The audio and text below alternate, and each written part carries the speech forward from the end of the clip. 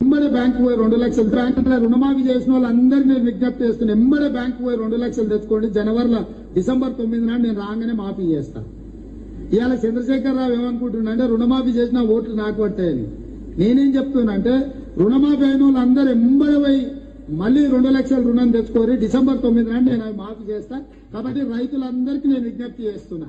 ఇప్పుడు పెన్షన్ తీసుకుంటే 2000 వస్తుంది, కానీ ఒక్క నెల వాయిదా పడ్డదంటే వచ్చే నెల మేము 4000 ఇస్తాం. మా అక్కలకు మా పెద్దమ్మలందరికీ నేను చెప్తున్నా, వచ్చే నెల నుంచి ఇంటి కరెంటు బిల్లు కట్టాల్సిన పని లేదు. మీ కరెంటు బిల్లు కాంగ్రెస్ పార్టీ కట్టది. ₹1 కూడా కరెంటు మీకు కట్టాల్సిన పనే లేదు.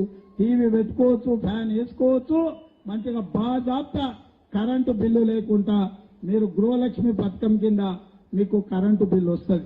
ఇప్పుడు తీసుకుంటే 10,000 వస్తుంది రైతు బంధు. కాంగ్రెస్ అధికారంలోకి వస్తే 15,000 వస్తుంది. రుణమాఫీ చేసిన వాళ్ళందరినీ నేను విజ్ఞప్తి చేస్తాను. ఇప్పటికే చూసే ఉంటారు మీరు, కానీ మీకు ఎందుకు చూపెడుతున్నా మళ్ళీ అంటే మనం ప్రజలకు మళ్ళీ గుర్తు చేయాల్సిన అవసరం ఉంది. 4,000 పెన్షన్ ఇస్తా అన్నాడు.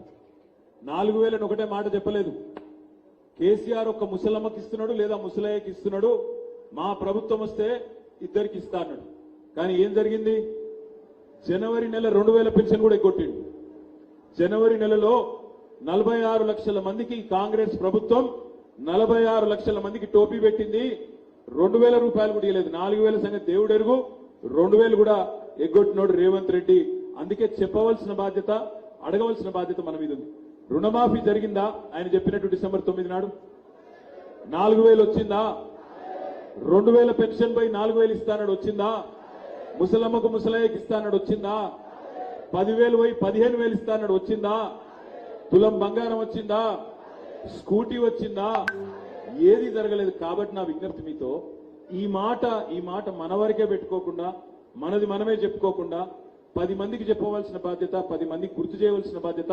కాంగ్రెస్ వాళ్ళు ఓటు అడగడానికి వస్తే వాళ్ళకు అవసరమైతే వచ్చిన ప్రజలే చూపెట్టేటట్టుండాలి. ఈ వీడియో వచ్చింది, దీని సంగతి చెప్పు ముందు అని అడిగేటట్టుండాలి. అట్లయితే కాంగ్రెస్ వాళ్ళు డోర్ టు డోర్ తిరగని కూడా భయపడే పరిస్థితి వస్తుంది.